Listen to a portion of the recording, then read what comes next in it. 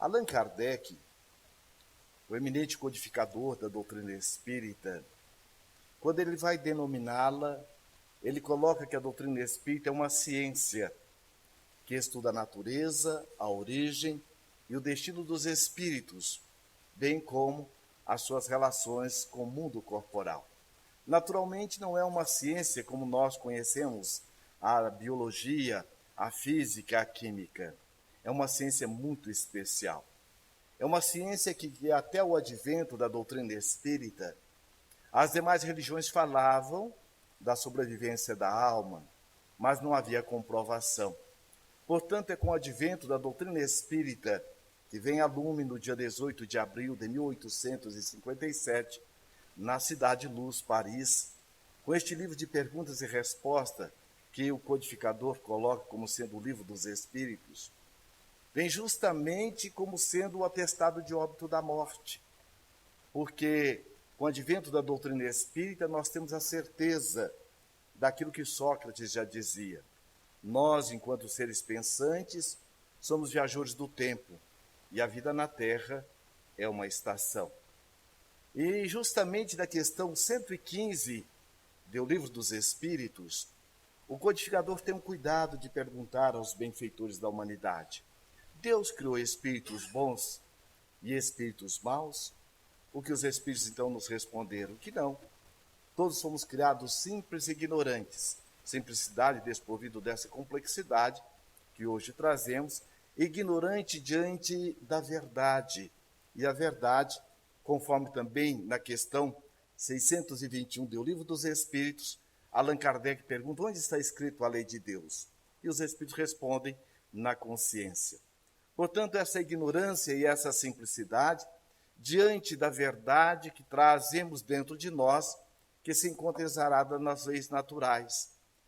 E, no complemento da própria resposta dessa questão, os bons espíritos colocam que a cada um foi dado uma missão, um compromisso, para que pudéssemos conquistar a nossa elevação espiritual e, naturalmente, auxiliarmos e aproximarmos do Criador.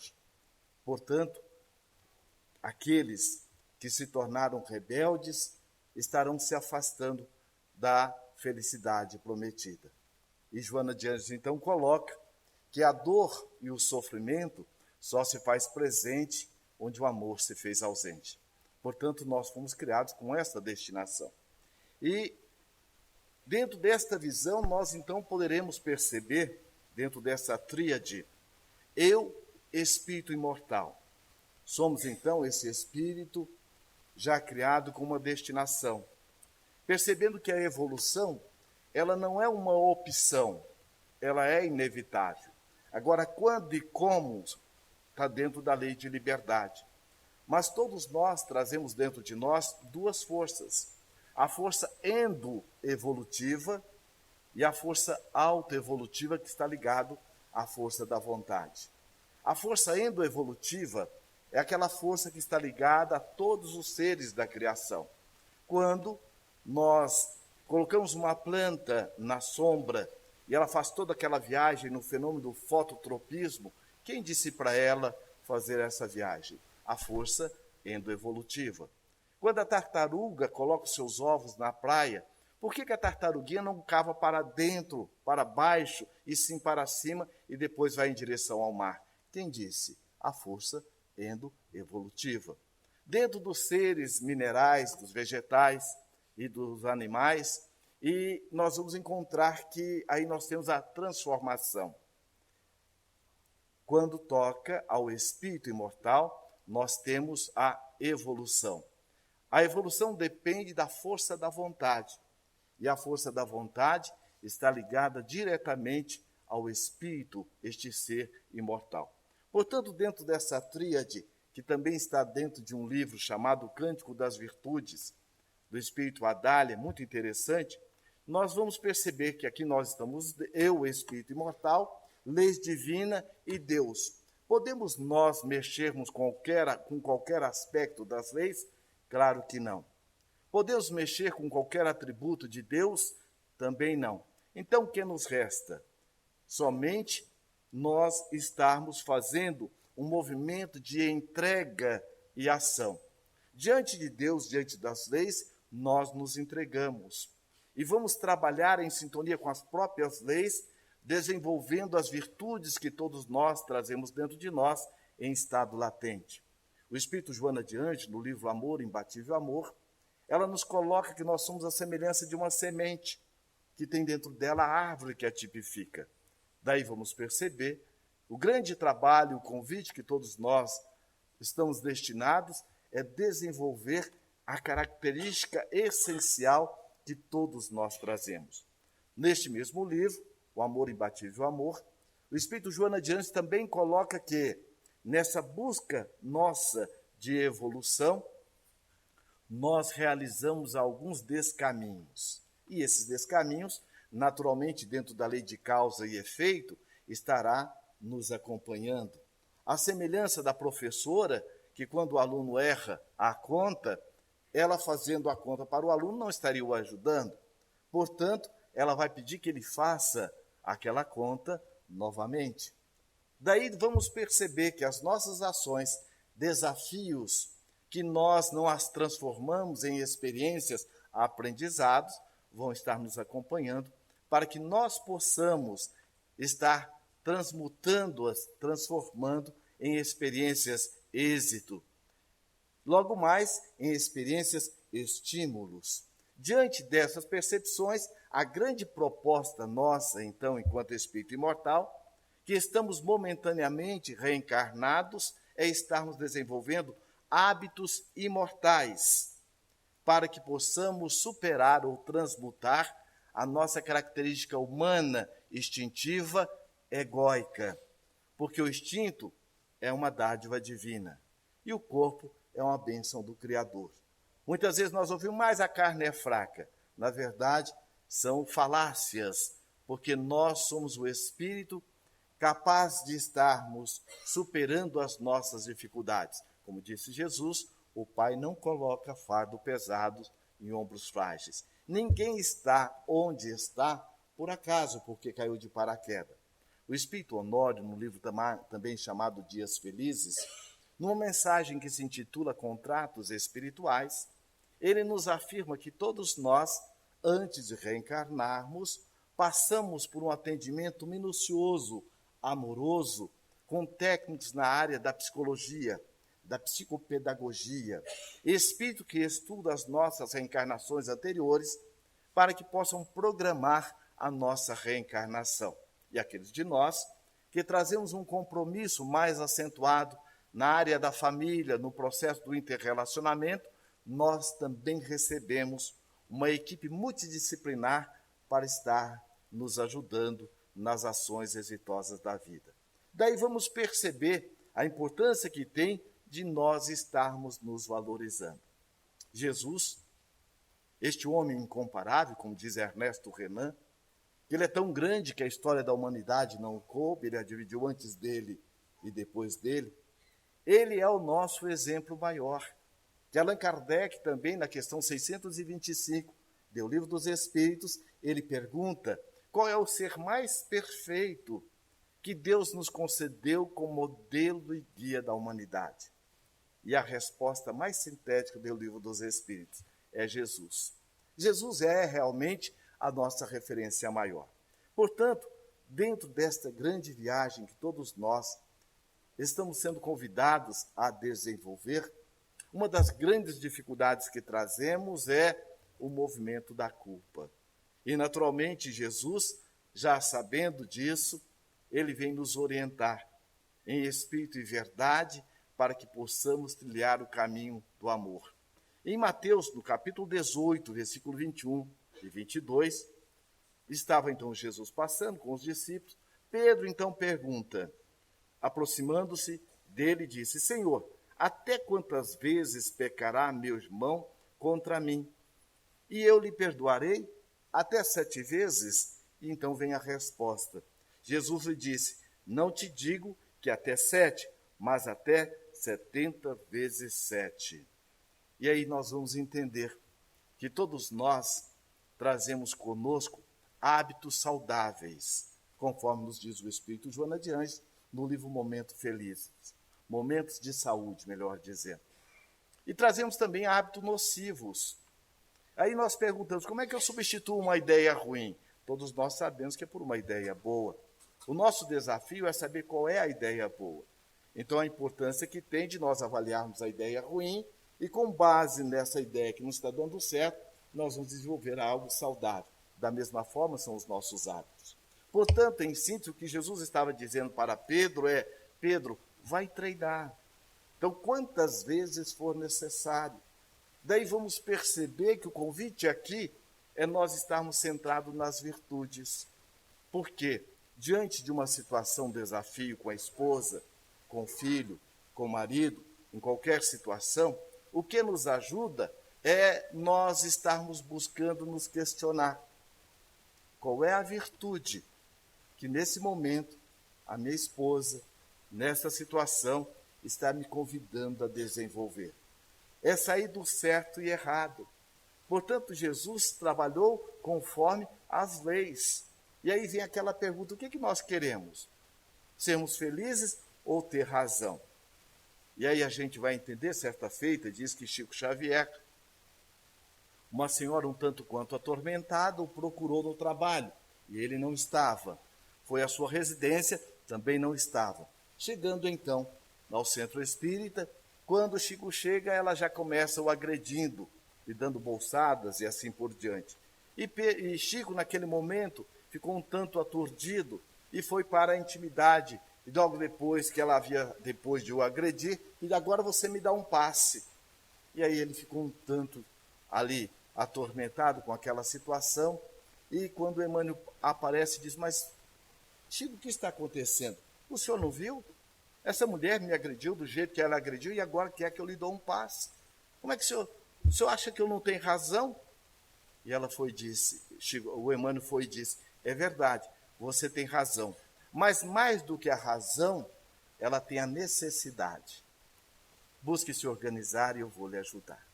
Então nós vamos perceber que a mágoa ou ressentimento é algo que nos tira da sintonia da nossa identidade essencial. Então é muito importante nós, para que possamos superar essas situações, focarmos nas virtudes e nas leis divinas. Vejamos que o perdão não é algo que a gente compra na farmácia nem no mercado.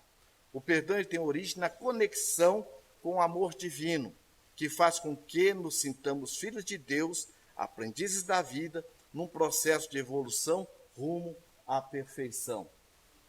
Então vejamos, o perdão é algo que é aprendido, porque o conflito do perdão, da mágoa, do ressentimento, como nós vimos na oração inicial de Francisco de Assis, quando ele diz: onde houver ódio, que eu leve o amor. Nós, às vezes, pensamos, pelo menos eu pensava antes, que eu estaria atravessando a rua e levando amor para os outros. E é o nosso equívoco. Porque os grandes tutelares da humanidade, como Francisco de Assis, Jesus e outros espíritos, Paulo, vêm justamente nas suas epístolas, no caso de Paulo, está nos convidando a uma viagem para dentro de nós. Porque a pessoa que chega de fora, que nos agride, ele é o agressor. Mas o ofensor, ele está dentro de nós. Portanto, o conflito nosso de guardar a mágoa, o ressentimento, é justamente neste conflito entre o real e o ideal. Porque nós, ao convivermos com a esposa, com o marido, com o filho, nós temos aquilo que nós idealizamos, que esperamos que ele haja desta forma. E, de repente, ele age de forma diferente. Então, nós, naquele momento, nos sentimos agredidos. Na verdade, quando ele vem a nos agredir, ele está acordando em nós a ofensa que nós nos fazemos. E uma das questões fundamentais para nós nos ajudarmos na superação da mágoa e do ressentimento é nunca colocar no outro, nem nas situações, aquilo que nós sentimos, aquilo que nós pensamos, aquilo que nós fazemos ou queremos fazer. A responsabilidade é nossa. Eu estava em casa, há um tempo atrás, quando meu filho adolescente, estávamos assistindo um filme, ele foi e disse, eu disse para ele: eu estou com sede. Eu também. nós levantamos e fomos tomar água. Quando eu peguei a garrafa com água, fui colocar no copo dele, ele disse, bom, pensando bem, eu estou com sede de Coca-Cola. Já viram isso? Coisa de adolescente. O fato é que, naquele momento, eu fiquei pensando, de onde ele tirou isso? Foi justamente no momento em que passou aquela propaganda daquela ursa, dando para o ursinho a garrafa de Coca-Cola. Eu pergunto, se ele não conhecesse Coca-Cola, haveria algum sentido para ele? Então, nós vamos perceber que o perdão, ele é uma construção que nós estamos fazendo, sendo convidados a fazer conosco, desenvolvendo as virtudes que trazemos em estado latente e é o autoencontro com a nossa essência, com a nossa identidade essencial, enquanto filhos de Deus, aprendizes da vida, destinados à felicidade. Porque nada vai nos acontecer que não seja para o nosso aprendizado. Dentro dessa percepção maior, nós vamos conseguir construir de forma mais aprofundada a construção do perdão. Portanto, de um ponto de vista profundo, não existe um ofensor lá fora. Existe a ofensa. O verdadeiro ofensor fica dentro da criatura. Por isso que na questão 459 do Livro dos Espíritos, Allan Kardec pergunta, interfere os espíritos na nossa vida, em nossos pensamentos? E os espíritos responderam que não. Muito mais do que imaginais, a tal ponto que de ordinário são eles quem vos dirige. Há um dito popular que diz mais ou menos assim, diga-me com quem tu andas, que eu lhe direi quem tu és. Parafraseando, nós podemos dizer, diga-me como tu pensas, que eu lhe direi com quem tu andas. Então nós vamos perceber que a mágoa, o ressentimento que nós trazemos conosco diante da situação de desafio que o outro nos apresenta, acorda em nós a nossa dificuldade. Por isso que Francisco de Assis já dizia, quanto mais me odeiam, quanto mais me maltratam, mais próximo de Deus me colocam. É assim para todos nós? Depende. Aqueles que estamos buscando nos esforçar para nos vermos como filhos de Deus e aprendizes da vida, nós já estamos exercitando. Agora, é fundamental que nós busquemos trabalhar, por quê? Principalmente dentro da visão espírita, porque a doutrina espírita é uma ciência, e como ciência, é uma ciência de reflexão, que vai estar estudando o espírito nos seus aspectos éticos e morais. Portanto, doutrina espírita requer que nós busquemos adentrar aos seus postulados, daí a importância do estudo sistematizado da doutrina espírita que a Casa Espírita nos oferece. Mas irmos além do estudo pelo estudo, mas buscarmos entender e refletir qual é o sentido desse estudo na minha vida. Aqui coloca o seguinte, a ofensa partiu de alguém que usou mal o seu livre-arbítrio, mas o ofensor que a mantém presa à ofensa mora dentro dela. Se ela o alimenta por meio da mágoa, do ressentimento e do desejo de vingança, ele ganha força. E nesse conflito que nós estamos na relação com o outro, muitas vezes nós perduramos esta mágoa e esse ressentimento, e quando o nosso cérebro acessa ou a imagem ou aquela lembrança, nós temos toda uma mudança metabólica dentro de nós. Porque a mente, ela não distingue o que nós estamos pensando e o que nós estamos vivenciando. Às vezes nós, igual outro dia, numa casa espírita, encontramos uma companheira e ela disse, como vai, tudo bem? Que nada, estou muito mal. Você veja que meu marido, nós temos 30 anos de casado. E ela foi e disse somente defeitos e dificuldades na relação. E eu perguntei para ela, mas você nunca teve um momento feliz? Nunca. Aí o nascimento do seu filho, pelo menos isso. E aí nós vamos perceber que a pessoa, ela elege determinadas situações para fazer uma manutenção da mágoa e do ressentimento dentro dela. Aquelas que têm uma mente tão detalhada, que às vezes, diante de uma situação convite de alegria, de harmonia, de indulgência e de perdão, ela diz, você acha que eu esqueci o que você fez comigo há 30 anos atrás, naquela quarta-feira, às 12h30, e ela dá detalhes. E aí nós vamos perceber que aqueles de nós que guardamos a mágoa e ressentimento, como diz o espírito André Luiz, carregam um peso desnecessário. Carrega, na verdade, uma prisão sem celas dentro de si. Se essa pessoa, entra no movimento de perdão, que etimologicamente vem da palavra perdonare, que significa literalmente permitir-se doar, ou seja, permitir-se a doação do amor, ela vai estar nesse momento se harmonizando, recebendo o influxo do amor, deixando de alimentar o ofensor interno, libertando-se também da ofensa. Nossas células, aquelas que estão destinadas ao epitélio, à pele, por que elas não vão, aquelas células não vão para o coração, para o fígado? Porque a célula, antes de morrer, ela passa a sua memória para outra célula que está nascendo. Quando nós estamos numa atitude de oração, numa atitude de alegria, de harmonia, nós estamos, naquele momento, fazendo com que as células que estão nascendo vão estar com aquela memória. Agora, quando nós estamos num momento de mágoa, de ressentimento, numa energia de desamor conosco mesmo, nós estamos complicando todo o nosso metabolismo. Porque quando nós pensamos, nós estimulamos o cérebro, que neuroquimicamente vai produzir a química correspondente à manutenção da saúde ou da doença. Daí vamos perceber, quando o Dr. Bernie Siegel, esse oncologista norte-americano, autor do livro Amor, Medicina e Milagre, ele diz que, dentre das pesquisas que ele desenvolveu, a maioria dos seus clientes ou dos seus pacientes oncológicos eram pessoas que guardaram mágoa e ressentimento.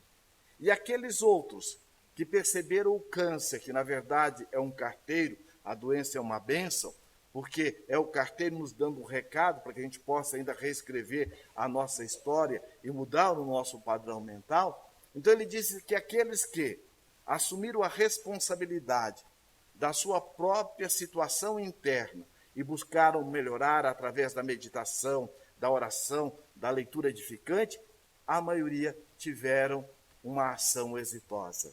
Por que uma pessoa que faz um transplante, que o médico faz toda a compatibilidade para que ele possa receber o órgão transplantado, e ainda tem a química para ajudar ainda na não rejeição? E por que rejeita? Porque a pessoa já lesionou o próprio órgão, na sua mudança, na sua não mudança de comportamento mental, ela acaba lesionando o órgão transplantado. Daí a importância do que nos disse Jesus: vigiai e orai, para não cairdes em tentação.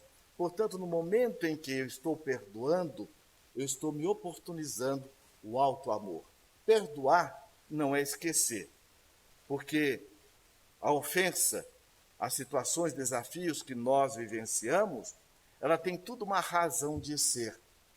Porque, como disse Jesus, nenhuma folha de uma árvore cai sem que o Pai queira, sem que ele saiba. Nós temos um anjo de guarda. Nós temos aqueles que são os nossos tutelares, os programadores da nossa reencarnação. É claro que a viagem, o roteiro, nós fazemos. Mas a todo momento nós temos a oportunidade de estarmos tendo as vozes alertas dentro de nós, da nossa consciência, como diz Emmanuel, que é a voz de Deus dentro de nós, nos convidando a essa mudança de comportamento. No livro Conflitos Existenciais, no capítulo 6, Joana de Ângeles nos coloca duas causas psicológicas, duas são as causas psicológicas da culpa: a que precede da sombra escura do passado, da consciência que sente responsável por males que haja praticado em relação a outrem, e a que tem a sua origem na infância como decorrência da educação que é ministrada. Jesus, o nosso modelo maior, quando está diante da mulher carente afetivamente, e que chega aqueles homens a arrastando e a joga aos seus pés, diz: Senhor, essa mulher foi apanhada em adultério. Diz a lei que nós devemos apedrejá-la.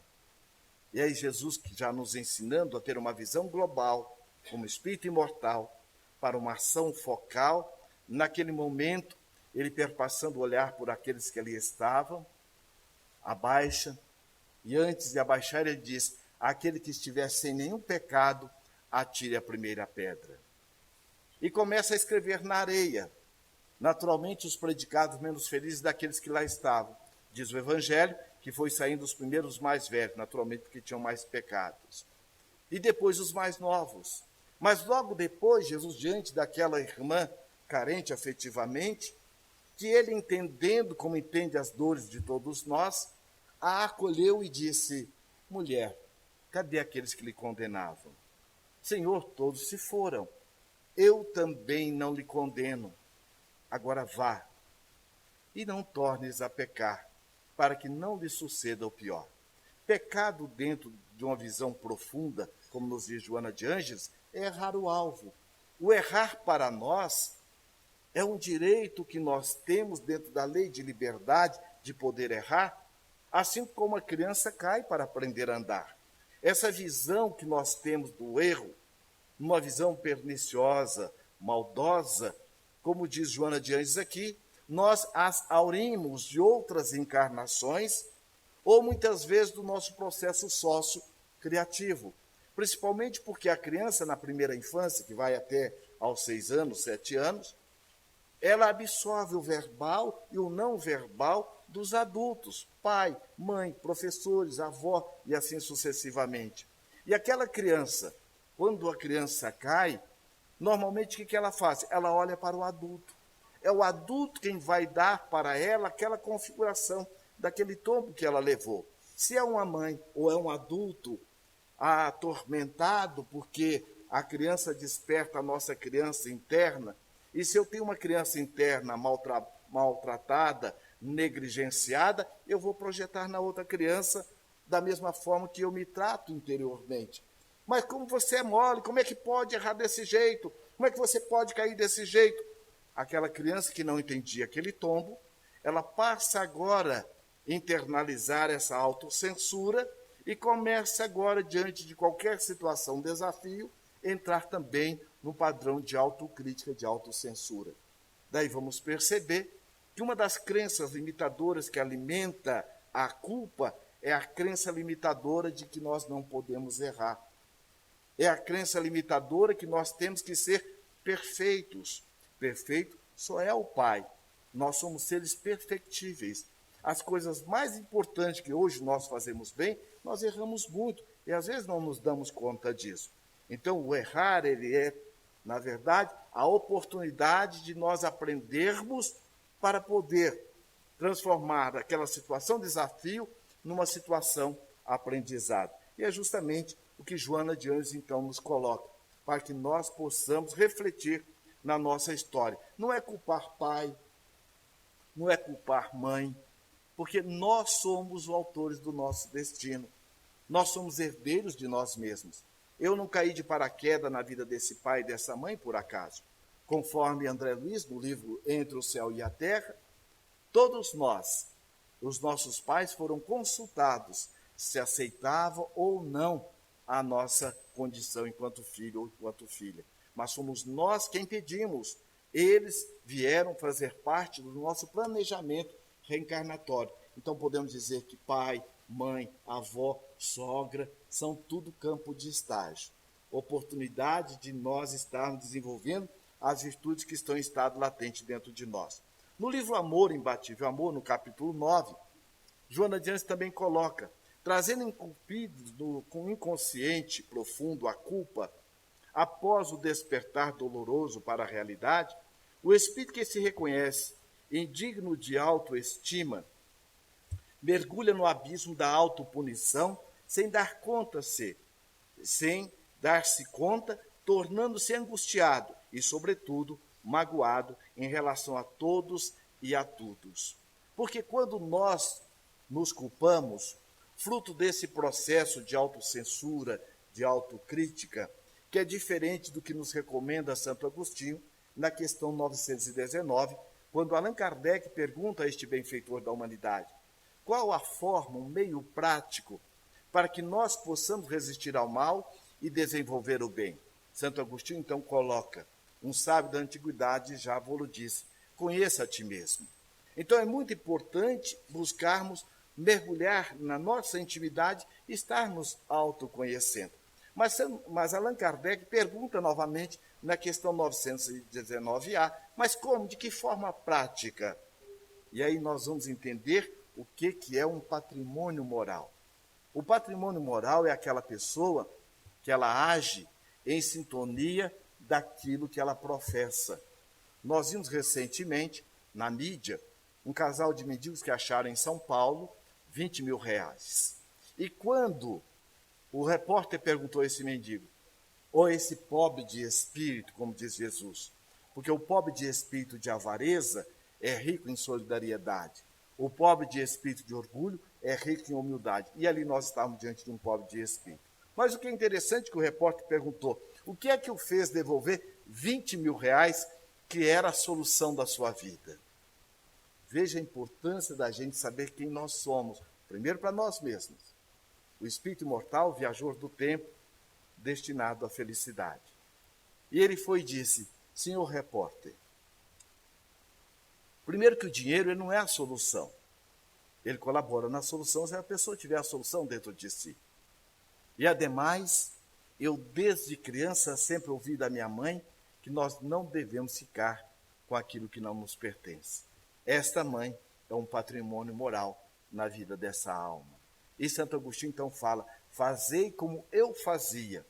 Passava todas as noites em revista as minhas ações. Passar em revista não é autocensura, não é autocrítica. É como se nós estivéssemos olhando um álbum de fotografia. Ninguém vai olhar um álbum de fotografia, eu quero ver onde eu estou gordo aqui. Não, eu vou olhando, de repente, eu estou vendo que é a quarta fotografia que eu estou um tanto quanto fora do peso. Eu vou ver mais na frente, interessante, olha, essas 3 fotografias sequentes, eu estou chorando. E até hoje eu tenho um padrão de chorar, olha, o que isso quer me dizer? Ou então eu vejo, interessante, olha, é a 4ª fotografia que eu estou com a mesma roupa. Ou era a roupa de tirar fotografia, para que eles tiveram a felicidade de ter esse momento, não é? Ou então aquela roupa, quem deu, se deu com a roupa que deu, que ela está permeada de muito carinho, de muita afetividade. Aquela criança que quando vestiu aquela roupa, parecia que ela estava sendo abraçada por aquele ente querido. Então nós vamos perceber a importância que tem de nós estarmos avaliando a nossa vida para poder ressignificar essas ações. E quando nós entramos num movimento de autocrítica, de autocensura, nós nos autopunimos. E aí o que acontece? A culpa, ela inibe o nosso potencial criativo. Minha filha, há uns anos atrás, ela tinha por volta mais ou menos de uns 5 para 6 anos. Ela havia acabado de pintar uma parede, e quando eu passei para o outro cômodo, quando eu voltei, estava aquela obra de arte com pincel atômico. Eu olhei aquilo, filha, quem fez? Fui eu, o senhor viu? Aí eu vi, muito interessante. Você vai fazer o seguinte, como nós pintamos a parede, ela deve ficar como ficou, deveria estar pintada. Você vai pegar aqui o pincel, vai passar onde você passou hoje. Tudo bem, tudo bem. Quando terminou, que eu olhei, estava do jeito dela, ela foi e disse, o senhor não vai me bater, não? Eu falei, bater para quê? Para descontar o erro que eu cometi. E aí nós vamos ver quando Joana diante fala, de onde vem isso? Muitas vezes, de outras encarnações, nós trazemos aquela sensação de que nós deveremos ser punidos. E aí nós nos privamos de algo que nem Deus priva, a lei de liberdade, a lei de permissão. E aí entramos no movimento de menos-valia. Para nós entendermos o que acontece no nosso movimento de culpa. Eu errei, uma experiência desafio. Eu, em vez de trabalhar e mergulhar para ver por que eu errei, por que eu estou nessa situação, o que a situação quer me dizer, como é que eu posso me ajudar, eu entro num processo de auto-julgamento. E esse auto-julgamento, normalmente, ele está permeado de uma mente viciada. Nós podemos dizer que a nossa mente viciada, tem gente que está viciada em se maltratar.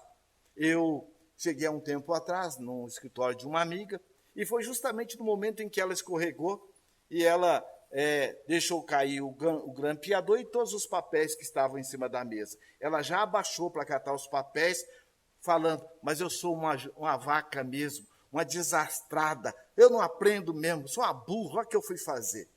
A hora que ela levantou, eu estava na frente dela assim, mas você é uma vaca, hein? Você é uma burra, hein? Você é uma desastrada. Por que você está me maltratando desse jeito? Eu falei, não estou lhe maltratando. Eu estou fazendo eco ao que você lhe disse. Eu falei, mas eu disse, é verdade, eu tenho esse hábito. Então, muitas vezes, nós temos esta mente viciada, que nós vamos dizer como se fosse simbolicamente o hamster dentro da gaiola. E cada um cria a sua gaiola. O que são as gaiolas? As gaiolas são as nossas crenças limitadoras. Crenças são essas falas internas que todos nós trazemos dentro de nós. Ninguém vive sem crença. Jesus nos ajudou a desenvolver crenças essenciais, crenças que nos levam a ir ao encontro da nossa essência amorosa que nós somos. Todas as vezes, quando ele está estimulando alguém a se curar, ele perguntava, tu crês que eu possa te curar? E depois ele dizia, a tua fé te curou. Mais subentendido que a falta de fé o levou à doença. Vós sois o sal da vida, que brilhe a vossa luz. Então, a todo momento, Jesus nos estimulou com crenças essenciais para que nós possamos despertar o ser essencial que todos nós somos. As crenças limitadoras são aquelas, você é um burro, você não dá conta, você não tem jeito. Olha, o Zezinho, coitado, esse aqui, olha, se mata de estudar. Agora a Maria, quer dizer, o Zezinho, ficou subentendido que ele não dá conta, competente é a Maria. Então nós vamos perceber, como disse Joana de Ângeles, neste processo socioafetivo, nós vamos criando em nós as nossas crenças limitadoras, que inibem o nosso potencial criativo.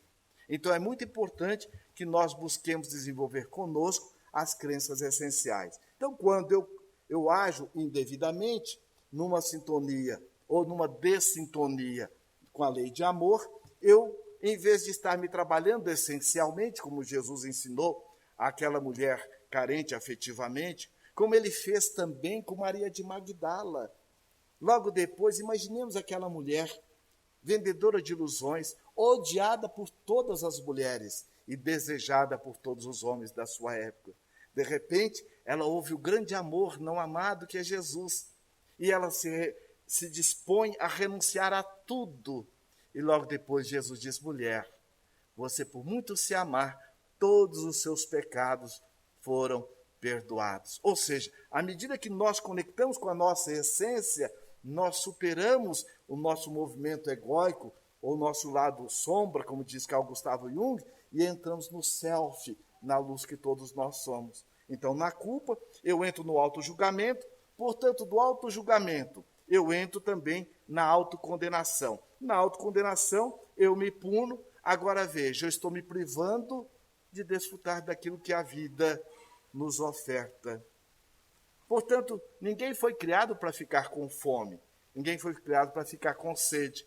Então, quando eu me sinto privado daquilo que é o essencial, eu me faço de coitadinho. Você acha que eu não estou sofrendo? E você ainda me trata desse jeito? Então, o que acontece? A pessoa fica agora atrás de migalhas que caem da mesa do outro. Fruto do quê? Do movimento de rebeldia e do perfeccionismo, que eu não posso errar. É um movimento de orgulho e também de desamor. Porque quando Deus nos criou, Ele nos doou para nós mesmos, com uma destinação, desenvolver em nós as virtudes para que possamos, então, nos sentirmos felizes. Portanto, eu estou também tendo uma energia de desamor comigo mesmo e também uma pseudo-responsabilidade, porque no fundo, eu estou fugindo do trabalho que dá eu cuidar de mim, eu me aceitar. Portanto, quem se culpa também, que se autopune, foge da punição através da desculpa. Na desculpa, o que acontece? A pessoa entra também no auto-julgamento, ela não percebe que aquilo que ela errou, por trás disso tem uma lição amorosa para que ela possa crescer diante daquela situação. Ela está vendo e confundindo o que ela fez como se ela fosse o ato que ela cometeu. Da mesma forma que muitas vezes a professora mal amada, quando a criança erra a conta, ela critica a criança.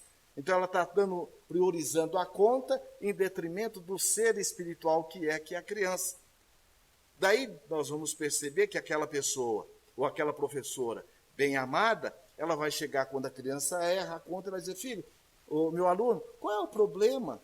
Eu também errei muito e hoje eu estou na condição de professora. Volta lá, se tiver dificuldade, fala comigo, mas volte e faça a conta. É o que o nosso anjo de guarda faz conosco. A desculpa, eu estou fugindo dessa punição que eu me dou. Então eu entro numa autojustificativa, eu coloco no pai, na mãe, no governo, no prefeito, em todo mundo, menos quem? E eu não me vejo como dono da minha própria vida. Então eu entro numa irresponsabilidade perante a mim mesmo, perante a vida, perante o outro. E aí eu entro também numa alienação, porque eu começo agora a ter uma mente ali, de uma certa forma, embotada. Daí a importância de nós desenvolvermos a autoconsciência. Pegando a metáfora do ratinho dentro da gaiola, a autoconsciência é como se fosse o pássaro nos altiplanos. Ele tem uma visão global para uma ação focal. A consciência, ela não nos censura, ela não nos critica. Quando nós estamos numa atitude de consciência, nós estamos numa atitude de auto-amor. Portanto, como é que então podemos trabalhar? Através de ação responsável, do perdão cristão, como Jesus nos ensinou. Quando Jesus, diante de Saulo na estrada de Damasco, ele sabia ou não o que Saulo estava fazendo. Mas por que ele pergunta: Saulo, Saulo, por que me persegues? Ele queria saber para ele? Ou naquele momento ele estava numa pergunta consciencial, o ajudando a Saulo a ir ao encontro da sua identidade essencial. Porque Saulo estava na prepotência, escondendo a sua impotência diante das evidências que ele vivenciou naqueles momentos, porque ele já ouvia falar de Jesus desde Gamaliel e tantos outros. Mas ele, em virtude do seu processo sociocultural, ele só via Moisés na frente. E segundo a cultura mosaica, ele jamais poderia estar diante de alguém com quem ele considerava como inimigo. Foi o que ele fez com Estevão. Mas naquele momento, o grande amor desperta o grande amor da intimidade da sua alma e faz o encontro, como diz o Dr. Bezerra de Menezes, do Paulo que estava dentro dele, que ele fugia na condição de Saulo. E aí então ele cai de joelhos, diz Emmanuel no livro Paulo e Estevão, e ali ele entra no estado consciencial. Senhor, que queres que eu faça? Tomou a decisão. A decisão não é a autotransformação. A decisão é o momento da viagem da autotransformação. Por isso que logo depois, Jesus então recomenda: levante e adentre a Damasco. Porque o trabalho da autotransformação, ele é operoso. Ele é realmente algo trabalhoso. E Damasco, dentro dessa configuração, nós vamos perceber que é a consciência. Então é importante que nós busquemos adentrar a Damasco da nossa consciência. Então eu entro em ação responsável, eu entro na autoconsciência, numa responsabilização, entro num processo de arrependimento. Por quê? Agora eu começo a refletir naquilo que realmente eu estou fazendo. Entro numa autoanálise, busco aprender com o que aconteceu e vou agora estar desenvolvendo a reparação. Com isso, é uma profunda atitude de humildade, de amor e mansidão. Eu havia terminado uma palestra quando, falando sobre família, quando eu desci, uma senhora chegou e disse: poderia estar conversando com você? Estava o dirigente da casa espírita ao meu lado. Ela foi e disse: olha, tudo aquilo que você falou da felicidade, eu tenho aqui na cabeça. Mas dentro de mim, eu sei que eu não mereço, porque eu sou uma assassina. Eu disse: como assim? E ela foi e disse: olha, eu aos 16 anos, eu fiz um aborto, eu cometi um crime, eu fui uma assassina. E ela foi e disse: eu aos 16 anos, e o meu namorado, que tinha 28, aquele covarde, não me assumiu. Portanto, eu fui, estudei, me tornei professor universitário, estou aposentado agora. E por ironia do destino, eu às vezes na sala de aula eu olhava, aquela menina estava grávida. Dentro de mim falava isso. E eu ia realmente checar, ela estava grávida. E eu aproximava e ela estava pensando em aborto. Eu perdi a conta de quantas jovens eu a ajudei para que ela pudesse dar continuidade à gravidez, levar à adoção, ou muitas vezes curtir a própria condição, que às vezes ela queria criança, mas não tinha condições. E eu casei, tenho 3 filhas, e, portanto, eu não sou uma pessoa feliz. Eu não mereço a felicidade. Filho, de onde você tirou isso? Do Evangelho. Enquanto eu não pagar, eu não posso ser feliz. Mas qual Evangelho? Não é o Evangelho segundo o Espiritismo? Não é também do que nos disse Jesus? Porque, veja, vamos buscar texto e contexto. Quando você tinha 16 anos, o que é que lhe levou a fazer o aborto? A sua intenção era assassinar uma criança? Não, jamais. Meu pai, ele dizia que se alguma de nós engravidasse, ele não ia dar o trabalho de colocar fora de casa, ele iria nos matar.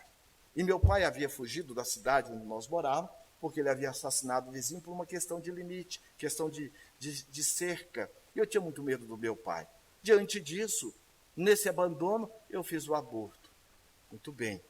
E outra, você já buscou contar às pessoas que você ajudou? Perdi a conta. Eu disse, qual é a pedagogia de Jesus ou da vida?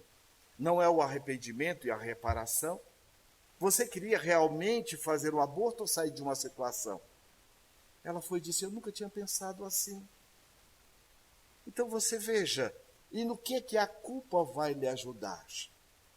A culpa, ela é filha do orgulho, da vaidade, da presunção, da crença limitadora que nós não podemos errar. Você podia fazer o que você fez? Não, jamais. E como você fez? Ah, mas eu não podia. E como não podia? Não está dentro da lei de liberdade? Agora, a lei de liberdade não está de mão dada com a lei de responsabilidade? Mais uma outra pergunta. Você faria hoje o que você fez aos 16 anos? Ela disse, jamais. Disse, então te perdoa. Porque Deus não lhe perdoou e nem vai te perdoar porque Deus não guarda mágoa.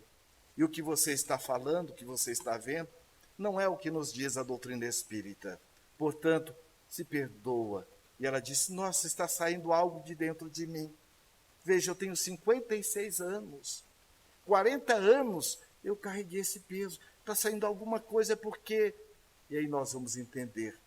A visão nossa, muitas vezes, trazemos para a nossa intimidade, para o movimento espírita, essa visão deste Deus punitivo, conforme nós aprendemos. E uma visão dogmática, muitas vezes, dos postulados que a doutrina espírita nos orienta. Como, então, nos ajudar? E aí vamos, então, perceber a síntese de toda a palestra. Movimento egóico, reativo, não real. O que acontece conosco? Eu entro no movimento de orgulho manifesto. E qual é a nossa crença limitadora, a nossa fala interna? Como ousa fazer isso comigo? Quem ela acha que é? Quem ele acha que é? Que lei que é essa que nós estamos criando? Lei do privilégio. Pode acontecer com todo mundo, menos com quem? Comigo. Então, daí nós vamos perceber que não há regime de exceção. Todos nós estamos neste grande hospital-escola para que possamos aprender e desenvolver o alto amor, a autovalorização, o alto respeito, que vai nos dar a condição do alto perdão. Portanto, outra fala interna, ele não podia ter feito isso comigo.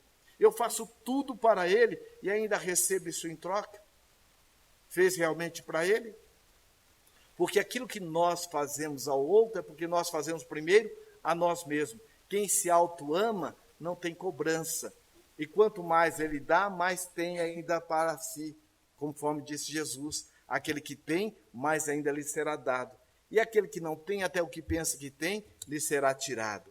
Então veja, isso vai gerar em nós o quê? Mágoa, ressentimento, raiva em grau maior, o quê? Ódio. O que isso gera em nós? Vazio existencial. Então, muitas vezes, somos aqueles que temos pessoas, coisas e situações, mas estamos vazios de nós mesmos, porque não nos autoacolhemos, não nos perdoamos. O outro movimento também, que é um movimento passivo, não real, das máscaras, que é o orgulho disfarçado. Eu perdoo, porque, coitado, ele não merece que eu fique ressentido. E quando eu estou tratando o outro como coitado, e Deus cria alguém coitado? Deus cria alguém incapaz? Ou todos nós seremos futuros dirigentes de galáxias? Tudo que eu faço, vós podeis fazer, e muito mais, não foi o que disse Jesus? Então, quando eu trato o outro como coitado, quem que é o bom? Então, aqui está embutido o orgulho disfarçado. Eu merecia mesmo. Ele fez isso comigo porque é um coitado. Coitado, está tão doente que até ofende as pessoas. Então, pseudo-superioridade, autoanulação, pseudo-perdão, o que isso gera? Vazio existencial. Como então trabalhar? É o que disse então Santo Agostinho. Eu busco agora entender o que eu tenho de fragilidade, o que eu tenho de conquista. Eu vou estar agora estudando as minhas crenças limitadoras, me trabalhando para colocar as crenças essenciais. Portanto, eu vou estar agora numa atitude de humildade. Eu tenho consciência o que ele me fez despertou o meu padrão de mágoa, mas sou capaz de me libertar do ressentimento através do perdão. O outro despertou, nós é quem criamos. Daí nós vamos entender a importância de estarmos nos autoassumindo. As limitações que tenho me geraram mágoas e ressentimentos, mas posso transmutá-los em oportunidade, ou transformá-los em oportunidade de crescimento interior. Quando então Jesus nos coloca claramente dentro do perdão, quando ele disse a Pedro que devemos perdoar quantas vezes for necessário. Agora, qual é o irmão que Jesus estava falando? É o de fora? Não, é o nosso irmão ego, conforme nos diz Joana de Anjos, no livro Amor, Imbatível Amor. Então, nós temos o ego mascarado, nós temos o ego evidente. Então, enquanto eu não reconciliar com este meu adversário da essência amorosa, veja, ele me levará ao juiz. Portanto, eu terei o vazio existencial. Então, é importante que eu me autoacolhe, que eu me autovalorize. Portanto, eu estarei desenvolvendo o autoamor e o perdão ao outro, o halo perdão. O que eu terei? Sentido existencial. É tão importante isso aqui. Também, numa outra palestra que eu fui fazer, uma companheira chegou e dizendo, olha, você está vendo aqui esse garoto? Está vendo? E o garoto passava de lá para cá. Eu tenho uma relação de ódio e de amor por ele. É meu filho. Tem 3 para 4 aninhos. Agora, essa menina que está no meu braço, eu me derreto de afetividade e de carinho por ela. Eu fui a uma outra casa espírita, falaram que ele é meu inimigo do passado. E aí a gente vai ver os equívocos. Todos nós, ao reencarnarmos, nós já fomos preparados antes de reencarnar. Portanto, quem é que escolheria, foi o que eu perguntei para ela, um inimigo para conviver o tempo todo? Na verdade, você está ao lado de alguém com quem você tem certas dessintonias, mas para retomar a sintonia do amor e da fraternidade. E logo depois ela foi e disse, mas me falaram isso. Eu disse, desde quando você tem essa situação? Logo depois de uns 2 meses que meu marido faleceu. Ele foi assassinado. Falei, como assim? Meu marido era um homem bom, um homem honesto, um homem justo. Mas, de repente, aquele homem, já com 3 anos de casado, ele começou a mudar. E ele já não chegava conforme chegava regularmente. E o fato é que ele, de repente, eu descobri que ele estava usando droga. Quando eu estava grávida, do 8º para o 9º mês dessa criança, que mostrou a menina, na madrugada eu recebo um telefonema, que meu marido foi assassinado na boca de fumo. A partir daquele momento eu nutri um ódio muito grande por ele, e um ódio também por mim, porque como é que pode eu não ter sabido escolher o pai para os meus filhos?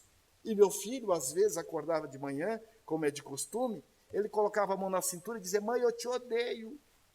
Quando eu crescer, vou comprar um revólver, vou matar você. E às vezes eu vou abraçá-lo, ele me agride. E eu culpo tudo isso do meu marido, porque até o nome é o do pai. E aí nós conversamos mais demoradamente. E aí a gente vai ver o conflito entre o real e o ideal. E disse para ela, olha, o teu marido real é o que está do lado de fora, o idealizado é dentro. Agora veja, você disse que você se culpa por ter escolhido mal o pai para os seus filhos. Foi ele que entrou na vida dos seus filhos ou seus filhos que entraram na vida dele? Como assim? Quem veio primeiro? Não, claro que fomos nós. Então, quem escolheu quem? Portanto, foram seus filhos que escolheram o pai. Você escolheu o marido. O pai é responsabilidade deles. E em espírito, ele sabia o pai que teria. Portanto, trabalhe com você esta mágoa. Mas como? E aí estava o dirigente da casa espírita, nós auxiliamos para que ela pudesse estar participando da casa, do estudo sistematizado, colocar a criança na evangelização. E ela perguntou, e como eu posso ajudar? Como é que eu posso mudar isso? Eu disse, olha, a criança quando nasce, ela perde o cordão umbilical, mas continua com um cordão energético, principalmente com a mãe. Quando ele estiver dormindo, o espírito se desdobra e nós vamos ao encontro de almas afins. Nós vamos às regiões em que nós nos abastecemos para os desafios da vida, do dia a dia. Passe a mão na cabeça dele quando ele estiver dormindo e diga para ele o quanto você o ama. Mas para mim é muito difícil fazer isso. Disse, difícil como? Como é que eu posso? Que às vezes tem hora que eu chego perto dele, eu sinto essa raiva. Disse, ele tem fotografia? É o que mais tem. Porque a gravidez foi desejada. Disse, então comece olhando as fotografias para que você possa se sensibilizar. E o fato é que, passado 8 meses, eu volto àquela casa espírita, eu vejo alguém lá no fundo sinalizando que queria falar comigo. Quando eu desci, ela disse, olha, eu ia ligar para você. Mas como eu fiquei sabendo que você viria aqui, eu quis falar pessoalmente. Quando foi anteontem, o Juninho acordou e que ele pôs a mão na cintura, já fiquei esperando ele falar que iria me matar, que iria comprar um revólver. Ele e disse, mãe, eu amo você, mamãe. Deixa eu te dar um abraço, mamãe. E eu abracei e nós ficamos chorando junto. Eu perguntei, Juninho, que felicidade, meu filho. Que bênção esse abraço. Pois é, mamãe.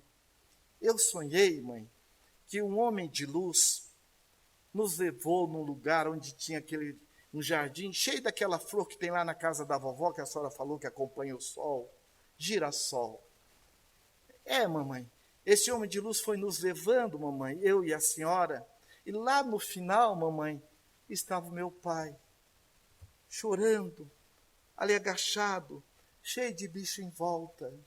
O homem me segurou a senhora, e a senhora levou a mão assim, eu fui te ajudando. Nós puxamos o papai com dificuldade, mamãe, e nós tiramos ele. O homem de luz pegou o papai, pegou a senhora e me trouxe a senhora. Eu te amo, mamãe. E ela ficou tão emocionada, porque ela colocou o Juninho na aula de evangelização, ela estava estudando, aí eu pude falar mais abertamente. Possivelmente, você, enquanto médium que todos somos, mas não talvez ostensivo, você com seu magnetismo, você se vinculou também aos obsessores, que levaram seu marido, talvez, num processo obsessivo, a esta situação em que ele foi assassinado. E mais, o seu ódio, a sua mágoa o vinculava de forma menos feliz a ele. E como você está tão vinculado ao Juninho, a sua energia criou uma impermeabilização que não permite a ajuda dos benfeitores espirituais. Por você ter adentrado a casa espírita. E os amigos também lhe ajudaram a fazer o evangelho no lar. Você criou uma couraça, uma aura de proteção e possibilitou não somente a se beneficiar, como também ajudá-lo. É verdade. Eu já lembro dele com compaixão e às vezes com alguns momentos de saudade, porque realmente eu estou me esforçando para perdoá-lo. E aí então nós vamos entender a grande proposta deste grande amor não amado, que é Jesus. Nosso irmão nos contou daquela mulher que era uma mulher sonhadora. O maior desejo dela era constituir família. E a vida assim lhe premiou. Mas num dado momento, ela foi acometida de um sangramento ininterrupto. E segundo as leis judaicas, a mulher que era acometida de um sangramento era tida como sendo impura. E quem a tocasse deveria voltar ao templo para fazer cerimônia de depuração. E ela e o esposo batendo de porta em médico aqui e acolá, foi tudo em vão.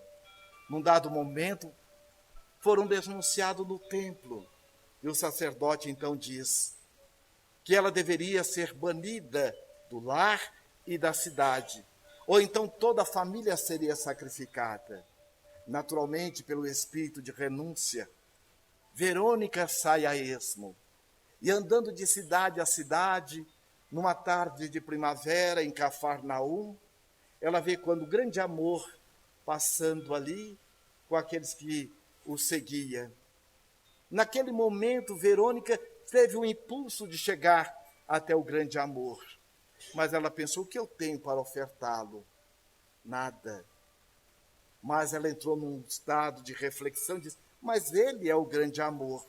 E quem se ama não necessita de nada. Quem se ama se auto-tem.